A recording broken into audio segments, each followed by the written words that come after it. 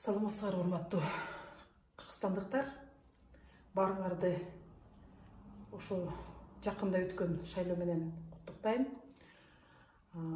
Ошого байланыштуу анан кийинки кадамдарыбыз кандай болоруна кичине көз салып кете турган болсок, элдин баары айтып атат, болду эми кечке эле сындай бербей, Садыр Нуркожоевичка жардам бергиле, билген нерсеңер болсо айтып тургула деп. Биринчи кадамым мейли. Шайлоодон кийин биз президенттик форманы тандап алдык. Ал өзүнчө маселе, биз аны өзүнчө юридикалык жактан карайбыз. Силерге жалпылаштырып айтып кете турган нерсе болсо, мынакей бизде 3 бийлик бутагы бар. Сот, булар соттошот, жогорку кеңеш, булар мыйзам чыгарышат, өкмөт, булар бардык иш, мамлекеттин атынан бардык ишти аткарып, аткаруу бийлик деп коет.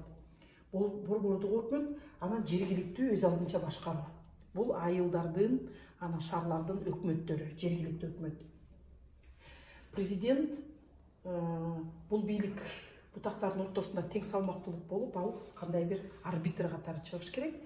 Но сот системабыз жакшы иштебегенге байланыштуу президент дайыма бул бийликтин да үстүнөн узурпатор болуп алат. Ошон үчүн каалаганын жасап, каалаган чечимдерди чыгарып, каалаган мыйзамдарды парламенттен чыгарып алып, өкмөткө мындай басым жасаганга мүмкүнчүлүктөрү бар. Тилекке каршы биз дагы ошондой жаңы өнүгүп келаткан мамлекеттердин арасынан киребиз. Ошон үчүн дайым президенттерибиз узурпатор болуп, бардык бийликтерди колуна кармап алат.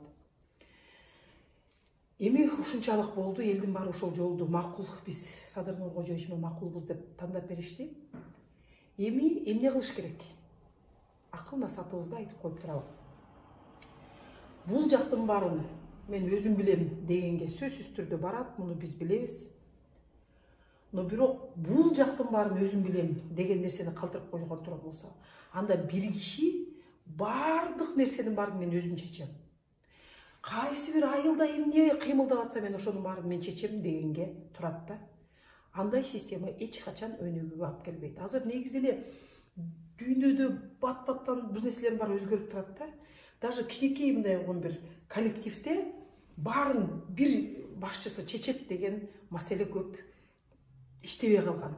Тескеринче, тияктагы отурган бир бала, сен кыйынсың, могул маселени сен эң кыйын жасайт экенсиң, ошону сен чеччи деп туруп, бир топ маселелерди ар түрдүү коллегаларына берип коет да, ошондо мындай вертикал эмес, тескеринче горизонталь болуп өнүккөн системалар жакшы нерселерге жетишкенин көрүп атабыз да.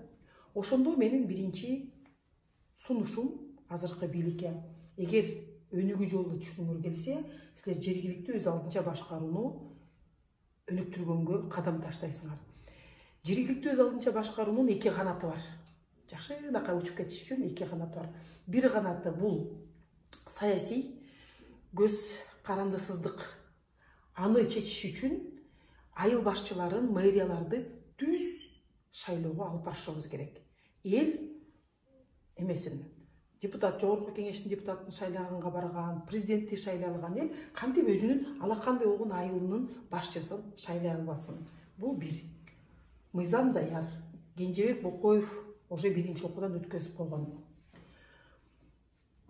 Экинчи канаты бул жергиликтүү бюджеттерден жалпы мамлекетте 100 сом бар болсо, 30 сомдон кем эмес акча жүрүш керек бул жерде. 30% кем эмес акча жергиликтүү бюджеттен өтүш керек. Азыркы күндө бул көрсөткүч бизде 12%.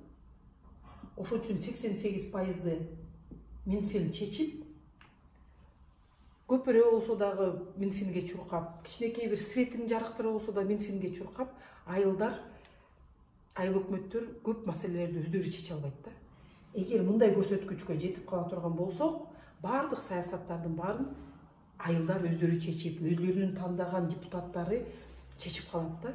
Ошон үчүн менин биринчи сунушум жергиликтүү өз алдынча башкарууну ордуна кое турган болсок, чыныгы элдик башкаруу ушул жерден башталат.